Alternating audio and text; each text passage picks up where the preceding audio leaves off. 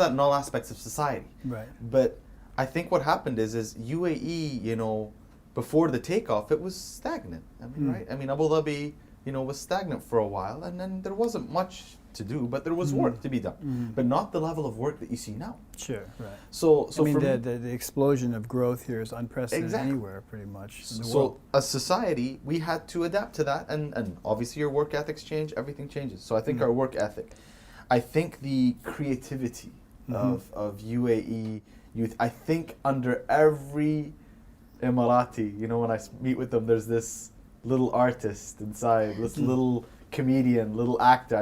I think we're a very creative society, but I think the whole, you must be an engineer, you must be an accountant, you must go to college, you must get married, you must have 3 kids. That is a successful model for who you can be in society. I think that is being erased now. I see. Well, that's a very old-fashioned viewpoint, right? But it's still very existent in this day and age. I see. All right, it's still very, very much the model. Right. All right, but now you're seeing youth who are just, you know, throwing that model out the window and creating their own. And I think that's one of the aspects of social media that's had a strong impact on who we are. Like, I have a career doing something that would just be stupid 5 years ago. Or impossible to... Or impossible, right. even more so. Yeah. And I bet you a big part of the community maybe still thinks it's stupid now. Like, what do you actually do? You know, try sitting in a majlis with my uncles trying to explain that. What if he asked you that? What would you say? I'd say I make videos. Okay. It's pretty simple as that. And, you know, usually the people that sit there and try and give you a hard time, you know, if you just hit them back with so what do you actually do? Like, okay, I see your business card. It says Human Resource Liaison. What exactly is that? You know, what's your 9 to 5? Like, you know, so I think we're challenging what it means to be successful in the UAE. And I think we're doing it in a way that's so rapid and so quick that I don't think, I think our leadership are very well aware. I think Sheikh Mohammed bin Rashid, Sheikh Mohammed bin Zayed are very aware and are very happy, because now I don't get a government salary. I don't get a government grant. I'm out there making my own living, making my own money, giving back to my community, giving back to my society. I don't no one's paying me. I don't need any. I can do it on my own. And I think by just doing that act alone, as an Emirati, I feel I'm already just that giving back to my country, because they can use those resources on people that need it more. I see. So I think that's coming, and I think, and again, I see that, but I see the problem is that middle generation, the 40 to 50 who are in those sort of leadership, I think they're having a hard time sort of grasping it. Stuck between worlds in a They're sense. stuck between worlds. And I think they're having the hardest challenge, because they're seeing this youth come up real quick, hungry, ambitious. Doing different things. Doing different things. And you see the leadership going, yes. And then you see these guys in the middle be like, what do we do? You know, so I think that there's a challenge there, and I think they need to be afraid, because they're getting the hard questions now. So yeah, I think the hunger, I think the work ethic, I think the ambition and the self-expression now are the things that really highlight what the UAE youth are sort of all about today. And I think one of the biggest things that you push against, like the typical society kind of perspective, is marriage. Like, you really make marriage look like it's fun, and it is fun. Yeah, and it's like, it's not something that we usually see. So what's kind of the reaction that you've gotten from the people, like when you post all these things about like you and your wife and your kids? Is there any like negative reactions? Yeah, of course. Yeah, and how do you deal with that? I don't. So it's easy to hit the block button, right? It's Where easy does to where does the negativity come from? It's hard to, you know, you get people who don't agree with it from a religious perspective. Yeah. Which is completely off. I've never had people come and say it's wrong from a religious perspective, but they've never told me why or how. Like, elaborate, please. And then you get your people saying this is not right, it doesn't represent our culture, our society. Yeah. I'm like, so what does then? So it's back to the old-fashioned. Back to the old-fashioned. But like, I mean, all right, so if a man and his wife, you know, loving each other, having fun together, doesn't represent our culture, then what does? Her being miserable? Her being at home? Maybe a picture of her like standing behind me in a niqab will be more representative. Is that what you want? Like, I don't understand. All right, and let's talk about this element of culture in society, right? Yeah. So let me put it out to you. Alright. You're a local girl, Alright. okay? And if you'd like to jump in, but this No, is but- a very UAE centric, and Yeah. you know all you guys will probably hear something like this, okay? So say you've got 3 guys sitting in a coffee shop, right? And I've told Alright. this story before. You've got 3 guys sitting in a coffee shop, and he sees me and my wife, and they know, walking, and I'm holding her around her shoulder, and we're walking in the mall.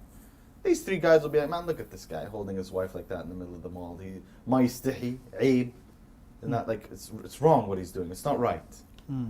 They'll sit there and say that, right? Yeah. And they'll openly. What's funny is that I've actually heard people say that. Like, I've heard people commenting about a couple that were walking in the mall with, like, him having his arms around his wife, and they'd be like, oh no, that's wrong. Like, how can you do that in public? All right, let me hit you with another one. Okay, so that's one. Say the same 3 guys were sitting in the coffee shop, and they saw a girl, maybe Ragad, walking in the mall, minding her own business, just there to get her coffee and a bagel or something like that. Then there's a guy walking behind her, screaming his number at her, throwing their number at her. What do you think those 3 guys would do? They'd applaud him sometimes. They'd probably say, yeah. Even if they didn't applaud him, they'd be like, yeah, sure, bas yalla, shabab. Boys will be boys. Boys will be boys, Yeah. which is the worst. Exactly. Saying I hate it. Now here we go, right? So have we come to a society, and I'm not talking about UAE, but in the Arab world, where that's normal? Where from a cultural aspect, that's fine because it's normal. But a guy holding his wife, halala. This is his wife, the mother of his kids. And it's not like I'm making out with her in public. Exactly. This is my wife, the woman that I love. The woman, my best friend.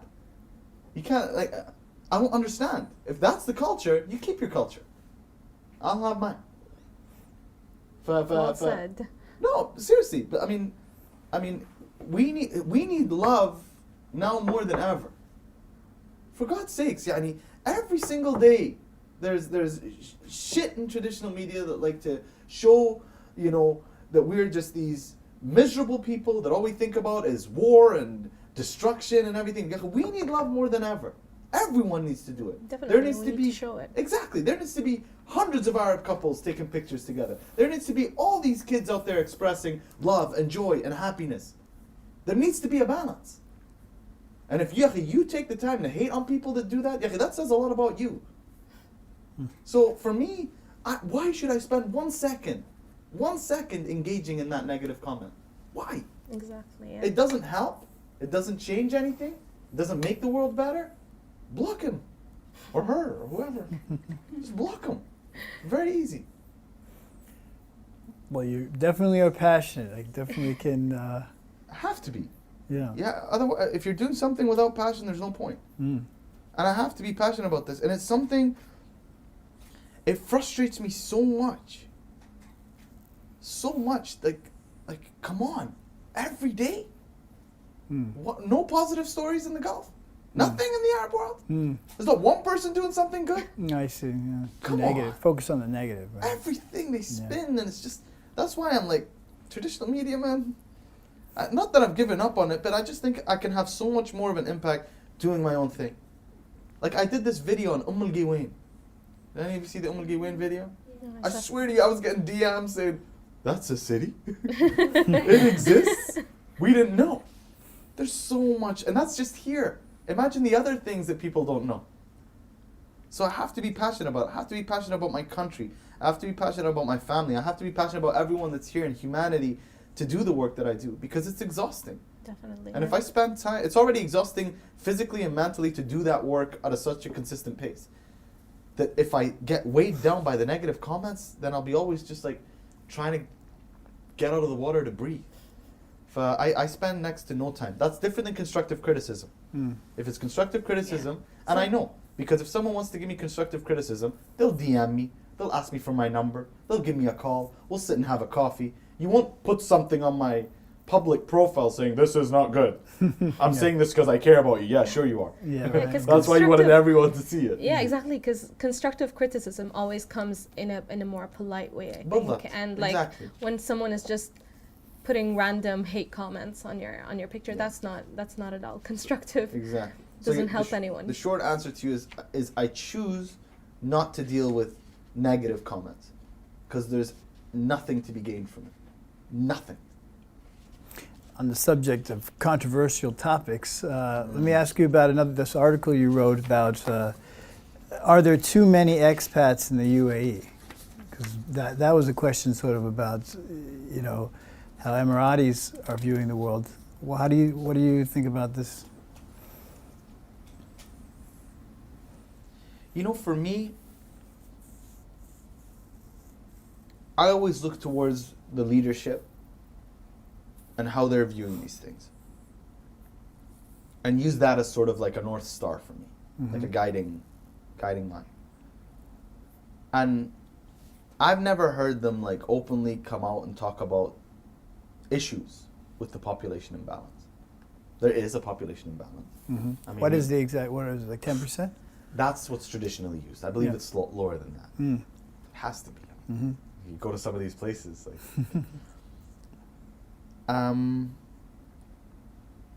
So I've never heard them openly come out and say anything negative about the diversity of the UAE. If anything, they celebrate it.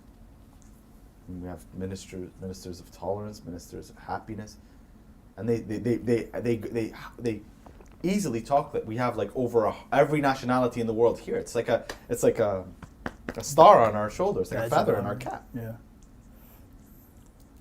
And when they talk about population imbalance and stuff, I'm like, how is that hurting you? Really? All right, is it stopping? As an Emirati, I'm speaking. Is it stopping an Emirati from getting an opportunity? Yes or no? Oh, no. No. Is it stopping you from living life the way you want to live it? Definitely no. No. Have the laws changed or anything because we have too many? It doesn't impact the way I live my life.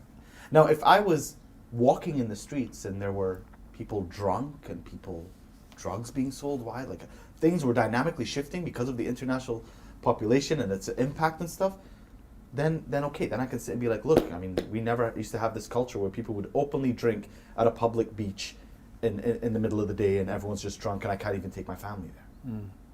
But we've been able to harness this global energy for people to still want to come here, still want to call this place home, but still maintain that sort of religious and cultural dynamic. That is this beautiful balance where people respect the culture, respect it, and will, if they want to do other things in their life, they'll do it within the confines that they have. So for me, if I have access to opportunity, you know, if I can raise my family in a safe and healthy environment, if I can live a life with dignity, then I'm happy. And that's what the priority of our leaders are, regardless of the population. And people say this whole Emiratization thing, you know, it's what's the word I'm looking for? It's like preferential treatment to Emiratis in jobs. Every country in the world does that. Of course. Have you tried as an expat getting a job in America? You know, like, it's tough. Even if you're a Stanford grad, these guys were having to fight for visas and all these things. Sure, Here we open it up to everyone. So anyone that does that preferential treatment for Emiratis, I'm like, everywhere in the world does preferential treatment for their citizens. It's the duty of the government. So as long as, for me, are there too many expats in the UAE? I don't think it matters. I just think that our leadership have a focus about what they want the UAE to look like. They want it to be a country of the future. They want it to be a country that's a global country, that where everyone can come, everyone can call it home. It can be a place of business, of tourism, of social dynamics that are just unmatched anywhere else in the world. Right. And as long as that guiding light's there, for me, population doesn't matter because it's not impacting my ability to live a good life. And I think those concerns come, if that was hurt, then you'd hear louder voices. You'd maybe hear leadership speaking that this is an issue, we need to talk about it. But as for now, it's only been a strength of the UAE. But that's why when I hear people talking about too many expats in the UAE, I'm just like, so how's that hurting you? Why has this phenomenon occurred in the UAE, whereas you look around the other Arab nations, you don't see an influx of expats and this kind of focus on globalization and rapid growth? Why UAE? Why is UAE special? See, for me, and as cliche as you think it is, everything, this type of culture to create this, it's top down. The energy, the passion, the ambition, Definitely, yeah. It's a trickle down effect. Definitely. It has, if you want that, it has to come from the leader. It has to come from Sheikh Mohammed bin Rashid. It has to come from Sheikh Mohammed bin Zayed. They have to believe that that's what they want. And that's what makes a difference. See, now you have Saudi Arabia's Prince Mohammed bin Salman. You're going to see the same thing happening there. Because he has a vision for the future. Yeah, and we've already seen it. And you're seeing it with changing. some of the laws. Yeah. Like you're seeing, now he put the woman to drive. Right. He's going to open it up. They have a Ministry of Entertainment, I believe, where they're going to be bringing theme parks, engaging youth, all these things. There was this video that came out that went viral on Twitter of like a sort of like a DJ in the middle of a Saudi street saw that it was like, it looked like it was like Ayia Napa or Ibiza or something like that. It was nuts. And good, bad, I don't know. But I'm just saying it's different. And you're gonna see things like that in Saudi because, especially as His Highness the Prince opens things up to society. You're talking about people or youth that have had like a tape on their mouth, or like been like the self-expression has been held down for so long that when you take the sellotape off their mouth, what's the first thing you're gonna do? Scream. Scream. And that's sort of like what you're seeing. You're seeing like, I don't know if the word social screaming, but you're starting people go, and then they'll find this balance. So I think, for me, it's purely the leadership. It's purely the leadership that have this vision of creating a country that's unmatched in everything. They really have to have. They really have that vision. And they believe, as crazy it may seem to other people, they believe everything about it. And that energy is addictive. Contagious. It's addictive and contagious. It's like you feel it. Like you sit. Like when you walk around in Dubai, there's an energy that you just don't feel in other places. There's a few cities in the world, but like maybe New York, you feel that energy. Yeah. But like if you walk around in Dubai, you feel this energy. It's buzzing. It's buzzing, and that's a top-down thing, purely. And obviously, we as the people, we get in line with that, get behind that vision, and then we carry it forward. So obviously you're very passionate about a lot of things, and some things make you angry and some things make you happy, but like when we see you on social media, you're always like with a smile on your face. There's nothing that changes that. So how do you stay positive within all the mess that happens and all the negative and all the, like you said, everything that's happening in the world, how the media portrays us and everything? Just gratitude. Like, I am so grateful to be able to do this for a living. Like, you don't understand. Like, I am so happy that I can wake up in the morning and just do work I love. Make videos, do social media campaigns, work with companies and government organizations to tell the story of the UAE. Because I know what it feels like to not do something that you love. To sit and do a job that you're not enjoying. You've done it before. I've done it before. I talked about that at the beginning where, so for me it's just like, I never complain. Like I'll say I'm tired, fine, everyone gets tired, but I'll never complain. Because everything I do with such passion because I absolutely love it. And I feel it's like a blessing for me to be able to make a career and provide for my family doing work that I don't even feel it's work. I really don't. I'm having so much fun all the time. I was just like, sometimes I'm on stage and I'm doing something, and I'm like I'll take a pause and I'll be like, I can't believe I'm getting paid for this. Yeah. Like I really can't. Like I'm just like, I can't believe people are giving me money for this. And I'm so happy, and that's why I work so hard. That's why I'm so grateful for it. And that doesn't mean there's not tears. That doesn't mean there's not days where I'm suffering and tired. But what's the point in sharing that with the world? Spread the positivity. So, you have to. You mentioned at one point you made the leap, though. You had a job you didn't like, and not necessarily you didn't like, but you weren't fulfilled. Yeah. And you knew that there was another thing that was really your calling, and at some point you made that leap. Yeah. What kind of advice would you give to young people in UAE and abroad about how to make that leap. How do they get into basically following their dream and Okay. yeah. That's a great question. I truly believe, just to start off with a belief of mine before I get into the technicalities of how I did it. I think unhappiness in your life and your career is taking the talents that Allah has blessed you with and the talents that make you happy and suppressing them. Okay? So you have no idea the amount of people. Like if you're blessed with the ability to make good drawings, go and draw. If you have this ability to make people laugh, go and make people laugh. If you have this ability to think financially, or if you have this ability as a scientist, then go be a banker, or go be and it makes you happy, or go be a scientist. Don't be a funny woman or a funny man who loves comedy and just shines when they're on stage in front of people and sit behind a cubicle for 8 hours, doing Excel. I feel the quickest way to unhappiness is suppressing your God-given talents. And people say, Khalid, how did you train? I'd never trained in my life. Public speaking, never. Writing, never took a writing course. Presenting, never took a course. Nothing.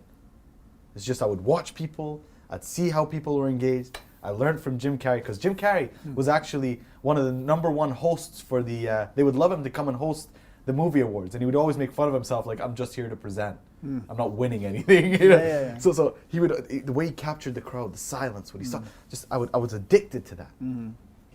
So the biggest advice is just, it's cliche, but it's true. It's just to do the things that make you happy. And to do them, and when I say do the things, I mean do them. I mean, you wake up 4 or 5 a.m. if you have to, and you grind till 12 p.m. or 12 a.m. or 1 a.m. or whatever. So I'm trying to it's been a bit late at night. 1 a.m. and you do that the second day, and the third day, and the first week, and the first month, and the first year, and the 10th year. You don't believe you don't believe hard work equals success? Follow The Rock on Instagram for 1 day, and he'll show you how it's done. There's no coincidence. He is tireless. There's no coincidence that he is the hardest worker and the most successful. No coincidence. That is what it does. All right?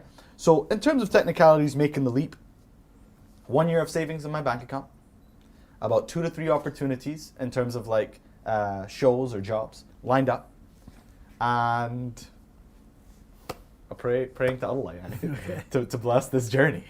But for me, I had an opportunity. It was Ramadan 2016. I wanted to leave Mubadara and do my own thing. And I told my company that I wanted to do it, and they offered me a promotion with a raise. And I was pitching a show at that time to different channels, and CNN got back to me and said they'd take the show. So did anyone watch the Ramadan series last year? No one? They're probably Hurtful. Your YouTube and your Facebook, I'm sure they're looking at, not necessarily CNN. Hurtful. Anyway, so I did the CNN show. Okay, so they said we'll take the show, and you have a 4-part series on CNN Becky with Anderson, Connecting the World with Becky Anderson. And I went back to my wife that day. And then I went to when I was doing the job interview for the promotion, I'm like, look, give me a month to shoot the show, and then I'll come and work for you. Just give me a month. This is my dream. He's like, no, you start tomorrow. So I went back to my wife. This is after, this is her, we'd been married since 2007. This was 2016, 9 years of me telling her, I don't like my job. So I go back to her. Imagine, like that's a real woman there. I do put up with that. So I go back to her. I'm like, look, I got the CNN opportunity. They came back. They're gonna help me do. Like, that's amazing. Yes, your dream. I'm like, yeah, but like the guy who's offering me the promotion said, like, if I don't, then I have to. If I don't take this job tomorrow, I have to leave. And then if I take the job, I won't be able to do the show. This is one of those turning points in life. Exactly. Yeah. So she's like, so I'm like, what should I do, Sana? Yeah. She's like, all right, Khalid, look. CNN is what you want to do. You want to present. You want to be on TV. That's your dream. All right? So you can do that, and you're going to be freaking awesome. And from that awesomeness, you're going to grow to more awesomeness, inshallah, with experience. She's like, but if you don't do that, then if you follow Salama on Instagram, Yeah, then of you course. know, so you know her attitude. So you envision her saying this to you. She's like, if you don't do that, CNN job, and you take this job that you know that you're not going to enjoy, but it pays the bills and all that, you do it and you shut your mouth. Yeah. You go to work, Wise. you come home with a smile, you be nice to us, not one complaint for the rest of your life. And she said, here's it, for the rest of your life. Do And not that flipped it. complain for the rest of your life. And what do we work till 65? Is like retiring? I'm like 31 at the time. I'm like, oh my God, that will be my life for the next 34 years. 34 years. Double what I'm doing now. Double what I've lived. Or another life of doing something I don't. And when she put it in that perspective, when you think about the time you have on this earth, the time you've spent, the time you have left, and you think, oh my God, I've just, like, half of it is gone. I can't. I'm like, okay. And I went and told the guy the very next day, no. And I did the CNN job. And when I look back, I swear to you, it was the easiest decision of my life. Because sometimes you need that slap. But I find that when you look at your life in terms of time and really how much you've got, it gets you to move in the direction that you need to go. Definitely, it just puts everything into perspective. Absolutely. Like you said, it's a whole I was other so life. I've never been so scared in my life. Well, first of all, because you see the end of it, right? And what it could potentially look like. She's like, you go to your job, that's who you are. You're an employee. You'll be I was a manager. You'll be a manager, and you're a company person for the rest of your life. When that sunk, it was like my heart fell to my stomach. She's a wise woman because She she is. communicated to you in a very effective way. Absolutely. So you took the CNN gig, and it looks like it was only a 3-month gig. So It was a 1 month. It was over Ramadan. And 4 s- episodes. And how did that, and so you took that gig, and then how did that get you to the next thing? Because I'm assuming that led to the next thing. Yep. So what was that? So the next thing, I'm trying to think, what was right after CNN? Because at this point you turned down the corporate job with the Yeah. promotion, you took the CNN gig, but then the CNN gig is over, so how did you keep it going? Just started doing a lot of shows. Yeah. So I take that. So I mean, a lot of people saw me on that show, at least in the corporate world. Yeah. Yes. Yeah. Like looking at everyone who didn't watch the show, at least in the corporate world, and Yeah. I would get invited for to be a presenter of like annual events. If they have like business seminars.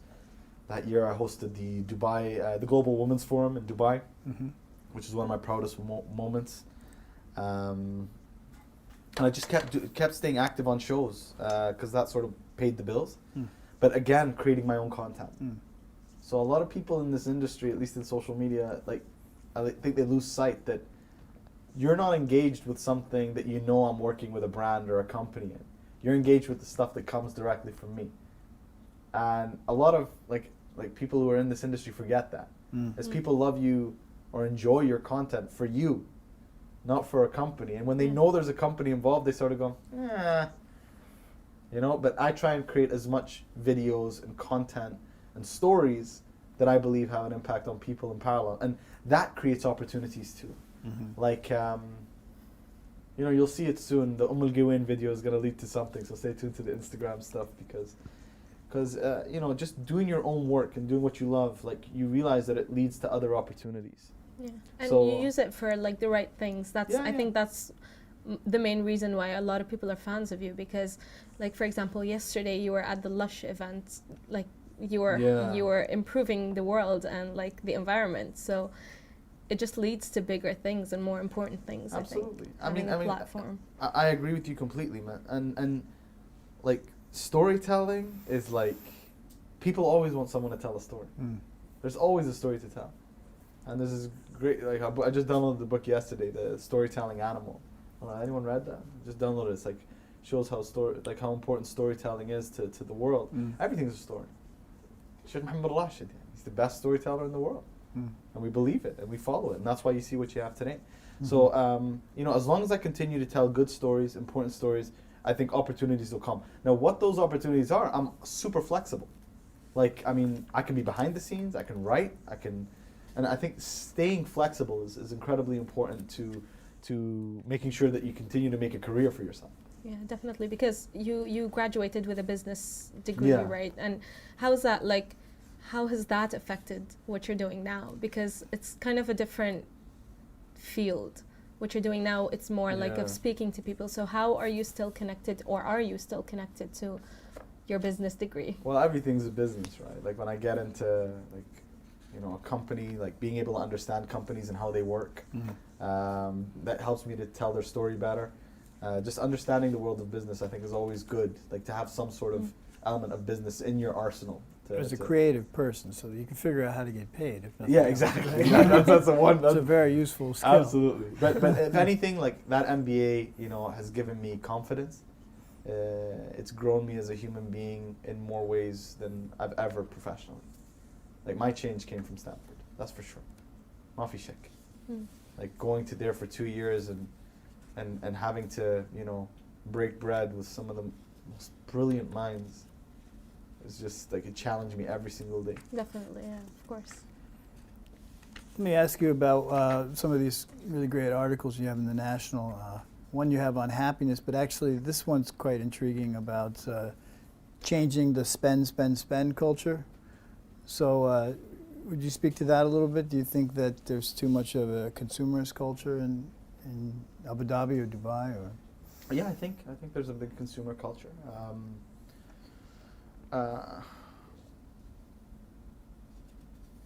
And I think it goes back to how we define success. See, I feel like success in the UAE is very much success equals happiness and not happiness equals success.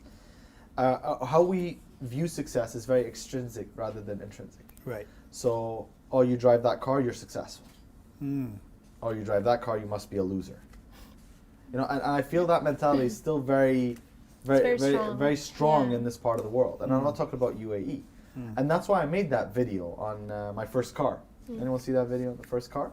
So I made a video on my first car. It's the first car I owned. And I called it the first car I owned. And it's a Ford pickup. All right? Because I bought it cash. Right out of the dealership, I owned it. Every car that I ever had. I had the Range Rover that I spent 30,000 dirhams. I never owned that car. The bank owned it. You see. I was paying for it. Every car. And I was so that feeling of owning and driving away, even with the car that's not fancy, even with the car that doesn't like get eyeballs up, that won't pick up the girls. Not that I need to, but I just told people, like, a lot of people, and I had a few comments on that, said, yes, we need people to start thinking, it's okay to live within your means. You don't have to show off to anyone. Because it means more. Like, it means more when it's something you own. Like. Yeah, absolutely. So I think we do have that culture, but I think it's changing. I think it's changing fast. Yeah, I think, people like you are having an influence on that.